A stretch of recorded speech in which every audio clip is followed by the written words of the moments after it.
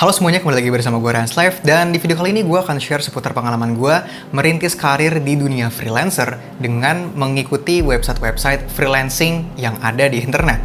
Gue akan share plus minusnya apa aja dan kenapa keputusan akhirnya adalah gue pensiun dari situ, alias gue nggak main lagi di situ dan membangun cara gue sendiri untuk mendatangkan klien freelance gue. Dulu itu gue beneran merintis karir freelancing gue lewat salah satu platform freelancer yang paling terkenal pada masanya, yaitu Fiverr. Ya, sampai sekarang juga masih bisa dibilang terkenal, cuman kalau untuk gue mungkin lebih ke udah nggak relevan lagi dengan apa yang bisa kita akses sekarang gitu. Gue bisa tahu Fiverr karena dikasih tahu sama teman-teman gue yang emang juga berprofesi sebagai freelancer. Jadi ya, gue akhirnya kepincut untuk cobain di situ, ngebuka lapak dan cobain peruntungan gue untuk ya seenggaknya dapetin uang jajan lah.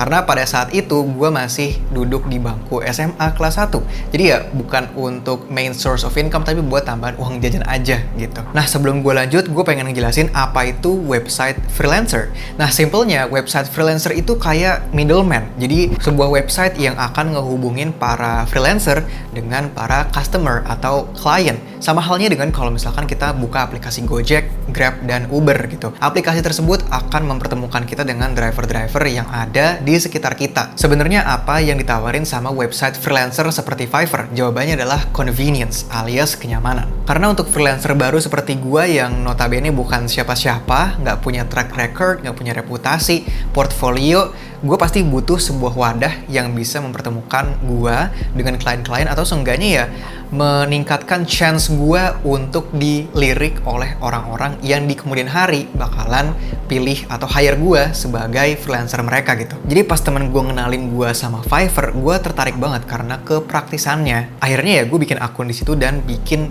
gig pertama gue.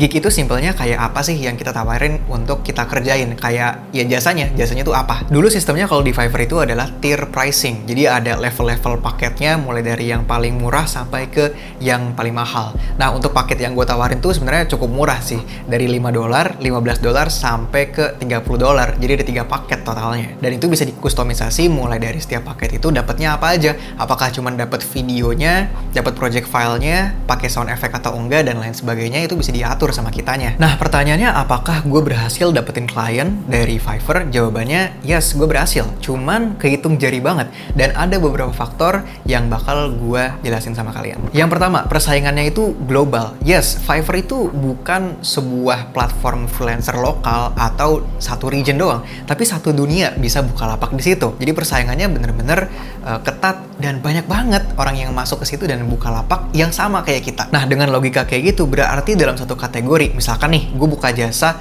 atau gig video editing. Nah, terus ada 1000 orang lagi yang buka jasa editing yang sama atau mirip lah. Nah, itu kan nggak mungkin semuanya masuk ke dalam satu page. Pasti page-nya harus kalian pencet sampai mungkin ada 70, 100, 200 halaman, I don't know. Yang jelas banyak banget halamannya. Dan nggak semua orang bisa difitur di halaman yang paling awal. Nah, seingat gue tuh Fiverr punya sistem rankingnya sendiri di mana yang muncul di halaman awal di setiap kategorinya itu adalah gig yang emang udah punya reputasi. Alias udah ada bintang 5-nya, terus orang udah percaya. Ketika gue bikin gig, itu gue masuknya di gig page nomor 70, 60-an. Jadi ya yang krocok-krocoknya tuh ditaruh di paling belakang gitu loh. Nah, jadi karena hal ini susah untuk dapetin click rate yang tinggi. Boro-boro orang pengen pakai jasanya kita, ngelihat lapaknya kita aja enggak gitu kan. Nah, ada beberapa orang yang ngakalinya itu dengan mereka kerjasama dengan customer-customer, jadi digratisin jasanya dengan catatan mereka harus kasih bintang 5, kasih review yang bagus, dan nanti dari situ jasanya akan kemungkinan ditaruh di halaman yang lebih awal. Cuman kalau buat gue, harga yang harus dibayar itu terlalu tinggi, dimana gue harus ngeluarin effort alias ngerjain editin videonya, tapi gue nggak dibayar sama sekali. Jadi metode seperti itu bukan sesuatu yang worth it di pandangan gue. Selain itu, ekosistem Fiverr dan sebenarnya website freelancer yang serupa itu bakal memaksa kita untuk melakukan yang namanya perang harga. Karena kenapa? Sesuai dengan yang udah gue jabarin sebelumnya, dimana kita saingnya secara global, banyak banget yang nawarin jasa serupa. Mau nggak mau kita harus kasih harga yang murah atau enggak menggelitik di mata customer gitu supaya mereka tertarik. Nah, pada akhirnya dan yang gue sadari setelah pensiun lama dari website freelancer seperti Fiverr dan yang lainnya adalah sistemnya itu akan membuat kita jadi punya habit untuk overpromise dan undersell. Overpromise itu maksudnya kebanyakan janji, kayak contohnya bayar $5 aja, tapi lu bakalan dapetin video 4K, project file, sama sound effect yang di-include di paket-paketnya. Dan kita juga nggak bisa ngasih harga yang tinggi karena kita udah kena secara psikologis. Kita bersaing dengan banyak sekali orang yang membuat kita berpikir bahwa kalau misalkan kita naikin harganya, orang bakalan ogah untuk beli. Padahal itu sebenarnya cuma ilusi yang terjadi karena kita masih bersaing di kolam ikan yang sangat-sangat besar gitu. Faktanya adalah semakin tinggi harga suatu jasa, semakin berkualitas juga klien-klien yang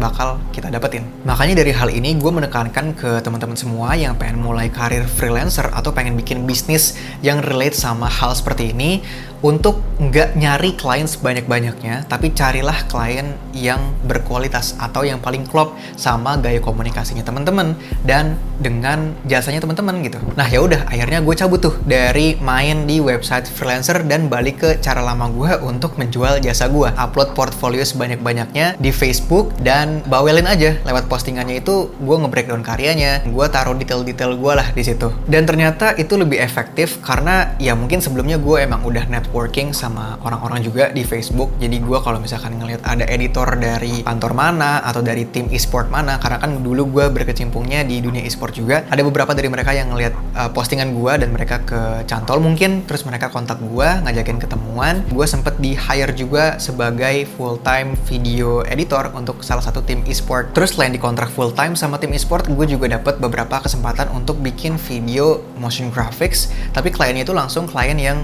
besar gitu. Jadi simpelnya gue di outsource sama PH yang di-handle sama agensi, dan agensi yang megang klien. Bayaran yang gue terima dari satu project itu lebih eksponensial ketimbang seluruh waktu yang gue spend bermain di platform freelancer. Nah, metode ini berlanjut sampai pada akhirnya kita tiba di eranya konten kreator, di mana TikTok dan Instagram Reels, YouTube Shorts itu mulai merajalela. And I have to say, di era ini personal branding itu menurut gue adalah aset yang sangat-sangat tinggi value-nya. Sebuah cara yang nggak perlu modal, nggak ada ruginya untuk dicoba untuk datengin traffic freelance ke kita semua. Mungkin di sini teman-teman pada panik atau kayak mungkin nggak nyaman ketika mendengar kata personal branding karena korelasinya dengan content creator. Content creator korelasinya dengan harus muncul di depan kamera, which is not true. Ketika kita membangun personal branding, esensi utamanya adalah membuat persepsi orang lain itu sesuai dengan apa yang kita mau. Nah, in this case, contoh, gue pengen dilihat sebagai video editor. Ya udah, tiap hari gue tinggal upload video editing timeline gue kan, untuk nunjukin apa yang bisa gue lakuin, sejauh mana gue bisa bereksperimen, sejauh mana gue bisa ngulik-ngulik footage untuk ngehasilin video yang ciamik gitu kan. Dan sekali lagi gue bilang gak ada ruginya, gak perlu malu, lu cuman harus cobain aja personal branding gitu. Upload sebanyak-banyaknya konten sesuai dengan apa jasa yang lu tawarin. Gak perlu tunjukin muka lu juga gak masalah. Seiring berjalannya waktu harusnya lu bakal pede dengan sendirinya, karena ya we learn by doing. Kita belajar dari pengalaman kan. Nah, kalau misalkan lu masih ragu-ragu buat ngelakuin personal branding, gue punya satu cerita. Ini pengalaman gue yang menurut gue sangat-sangat priceless. Pernah ada satu waktu ketika gue upload konten yang nunjukin editing timeline gue di Premiere Pro dan After Effects. Itu sebenarnya konten yang sangat simple dan gue buatnya tuh pas gue bangun tidur. Terus tiba-tiba gue dapet DM dari orang Albania. Lu bayangin, orang Albania bisa ketemu kontennya Rahans Live. Albania, Eropa, Indonesia, Asia, itu jauh banget kan. Dan di DM itu dia ngajakin gue untuk ngelakuin Zoom meeting, yang dimana gue nggak langsung percaya karena ya gue punya skepticism lah kalau misalkan di DM sama orang-orang random di Instagram. Tapi setelah gue cross check dan gue lihat profilnya dia, ternyata orangnya itu legit gitu. Jadi akhirnya gue iakan ajakannya, kita Zoom meeting, dan ternyata di situ dia lagi nyari editor untuk konten-kontennya dia.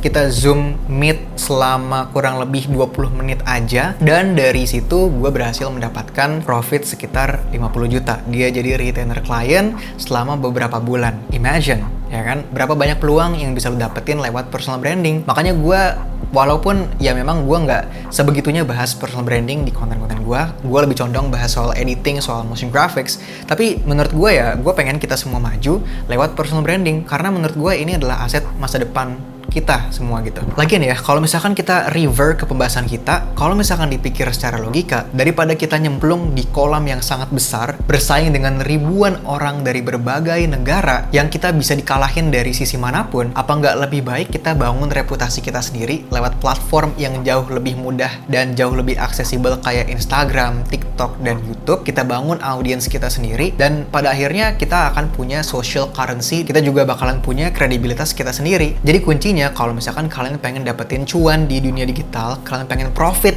di era digital seperti sekarang ini, kalian cukup perlu punya dua hal. Yang pertama, kalian harus jago di satu skill spesifik, videografi, motion graphics, desain grafis. Mungkin kalian suka motoin mainan, toys videografi, bikin stop motion pakai Lego, kalian suka hiking, kalian tahu tips and tricksnya supaya bisa tektok gunung tanpa cedera dan lain sebagainya. Itu kalian harus jadi sangat jago. Habis itu yang kedua baru bikin personal brandingnya, dimana kalian share semua knowledge kalian share semua karya kalian, dan apa yang udah kalian lakukan gitu untuk bikin kredibilitasnya. Itulah in a nutshell gimana caranya kalian bisa profit gitu. So basically kalau misalkan kita balikin ke awal lagi pertanyaannya, apakah platform freelancer worth it? Menurut gua enggak. Kalau menurut kalian layak untuk dicoba, kalian penasaran, silahkan coba. Mungkin kalian bakal beruntung di situ. Tapi basically kalau buat gua itu sangat nggak worth it untuk waktu dan energi yang akan gue keluarin gitu. Jadi lebih baik bangun quote-on-quote perusahaan gue sendiri. Nah, kebetulan kalau misalkan lo masih bingung pengen nguasain skill apa yang akan kemudian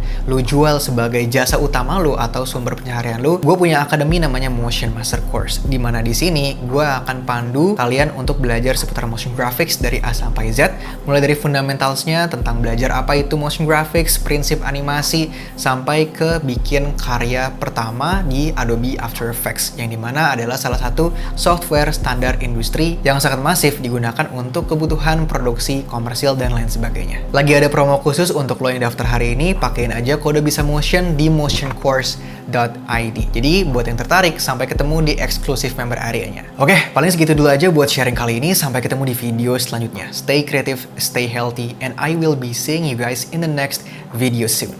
Let's go.